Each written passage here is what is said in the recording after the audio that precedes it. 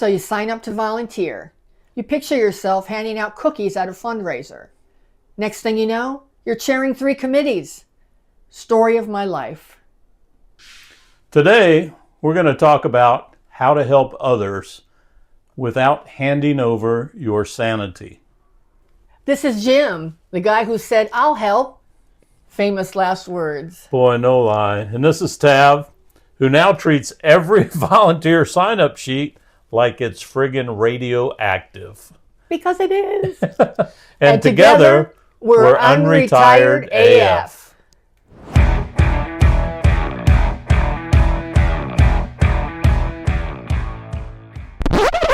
Well, hello. Today's episode is, as you probably guessed, about volunteering. Yes, volunteering is great. We've all done it.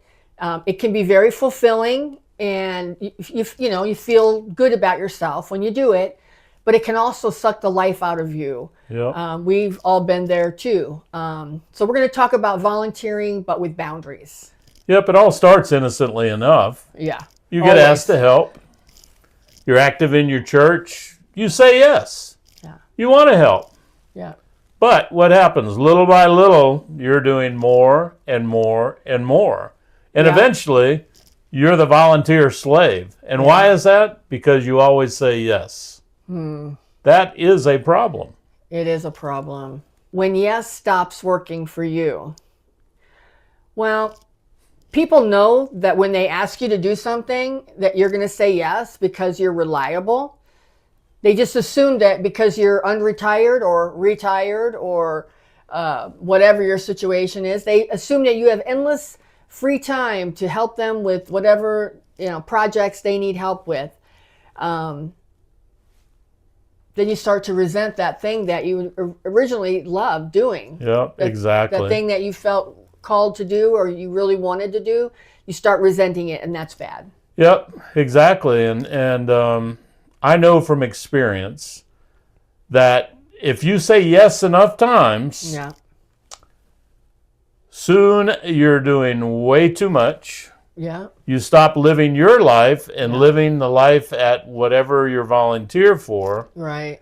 And, that's not what we want. No. Everybody can volunteer, but you got to know what the boundaries are. And sure, you like being Mr. Reliable, but, you also got to feel good about it and want to keep doing it. Yeah. So for me, I've had to look back on it and say, I'm sorry, this doesn't work. The danger of overcommitment. I think a lot of us get caught up in the notion that volunteering is noble. Yeah. And it is. But it also can become a soul-sucking, marathon. Absolutely. If we don't set up boundaries, if we don't make ourselves a priority. Yeah. I know for myself, I've done a lot of volunteering over the years. I've volunteered for so many things. I volunteered at church like you did. I volunteered. I started a school group, which I ran for 10 years. I volunteered to be, when my son was young, what they initially told me was being a team mom, and then I ended up being the team manager for my son's ice hockey team, which became a full-time job. And my latest venture into volunteering has been running a Facebook group that I really loved. I started it because I wanted to help people. I wanted to serve people. I wanted to bring people together. But eventually I realized it started really interfering with my time with Jim. And it went from something that I was doing out of love and became a ball and chain, something I was doing out of obligation. Right. So, I think we can all agree that volunteers are the unsung heroes of our society. Absolutely. I mean, society can't exist unless people step up and volunteer. Yeah. But often they lose themselves in the process. Yeah. I know I did. I went from helping out on Sunday to looking at maintenance items to all of a sudden I was running the whole thing and figuring out the budgets for maintenance and where money was going, and it was literally, I was spending time on it every day. Like a full-time job. It was a full-time job. And I mean, I love God and I love everybody at the church, as much as my brother or sister, but that's not what I signed up for. Right. And I kept saying yes, and it truly became overwhelming to me. Yeah. So why does that happen? And it happens because we let it. We're the ones that are trusted. Right. They always know if they ask, you're going to say yes. Yeah. Yeah. But what they don't know is what you're not able to do in your life. Right. What is that doing to your life? Right. Nobody, I mean, especially if you have I'm not even going to say a dynamic relationship, but the relationship that Tav and I have, a lot of nights I would be gone every single night from like 6 till 10, working on church stuff. And again, I did it all for the right reasons, but then I got thrown into it a massive amounts of more, kind of being blind and not knowing what I was doing. So what I ended up doing is I was like running a marathon with 4 toddlers strapped to my back.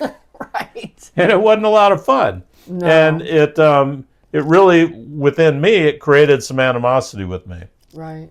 Well, and I don't think that a lot of times these organizations, I don't think that they are doing anything intentionally, no, to be harmful, but it's just because so few people really volunteer, that the ones that they do get that they know will say yes, they just keep calling. It's like going to that same well over and over and over because they know that they're going to get, some help because they're overwhelmed too. A lot of times the staff or whatever, whatever organization. But what my experience has been too is the majority of the volunteers that help run things, they're all older. Right. They're not younger. No. And why? Because we have the experience. Right. We know what it takes to do things. Well, I mean, I look at the election. I mean, I worked the last election as a poll worker, and I worked 2 elections, and then all of a sudden they put me in charge as the inspector for the whole precinct. Right. I didn't know what the hell I was doing, but But you did great. And I was the youngest one there. Right. I was like the baby. Right. So yeah, you're right. It's a lot of times the people who volunteer are older people. Yeah. Yeah. Well, setting boundaries without feeling guilty.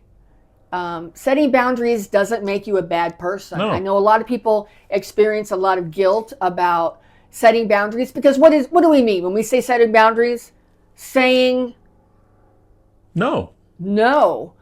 And that's really hard for a lot of people to say no. But they need me. They need me. And they take on more and more and more. But setting boundaries makes you smart. It doesn't make you mean or selfish or any of that.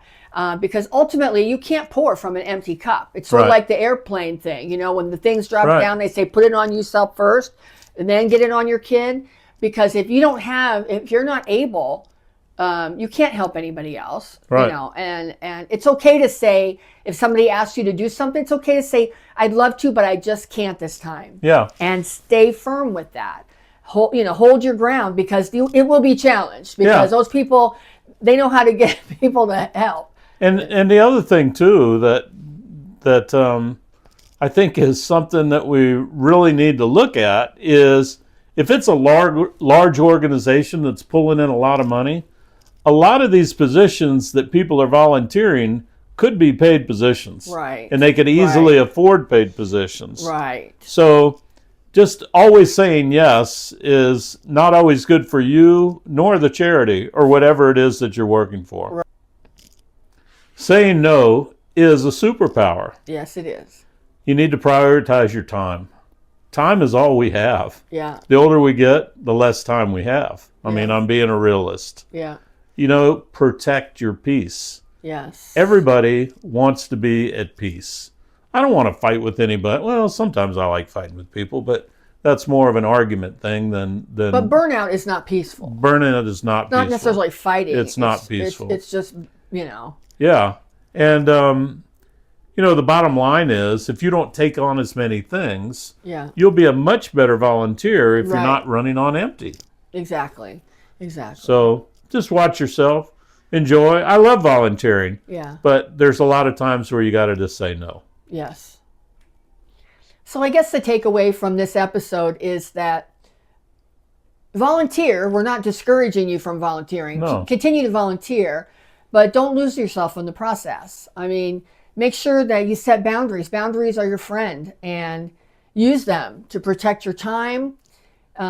It's not selfish. You may initially feel a little pang of guilt that you're being selfish by not helping, but it's not. It's smart because you have to protect yourself. You have to protect your relationship too. You do. Because Jim and I both talked about times that we volunteered that it took away from our relationship and it hurt our relationship in a way because It did. just like everything else, relationships have to be watered Right. and take commitment, and the other person wants to feel like they're a priority. Yeah.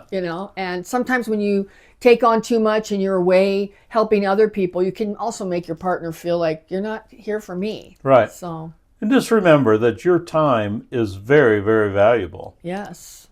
Only say yes to what really matters to you. Don't be talked into anything. I have been. Right. I have We been. all have And, been. it's no fun. Say no when you need to say no. Right.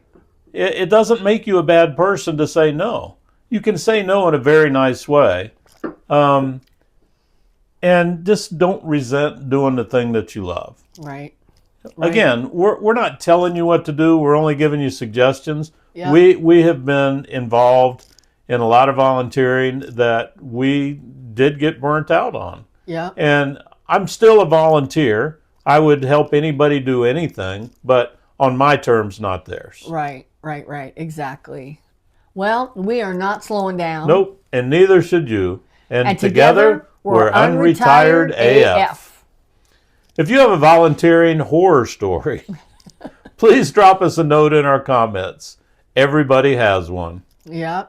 And if you want to see more of our content, please subscribe to our channel. We post new content every weekday, Monday through Friday. Salute. See you next time. Bye.